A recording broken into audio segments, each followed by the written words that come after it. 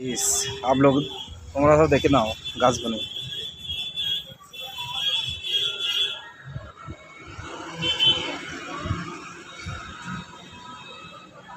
Dragon fruit গাছ তোমরা অবশ্যই দেখে নাও। এবার বেগুন গাছ দেখাবো, নতুন উদ্যান। এটা মৌসুমি আনারস, বেগুন গাছ, আদা, কাঁচা লঙ্কা, পুঁই শাক, ড্রাগন ফ্রুট, লেবু, কলমি শাক, ড্রাগন ফ্রুট, পেঁপু, পালং শাক, কাঁচা লঙ্কা। এটা হলো, এটা দেখে নাও কি গাছ বলো তোমরা। এটা এই গাছ।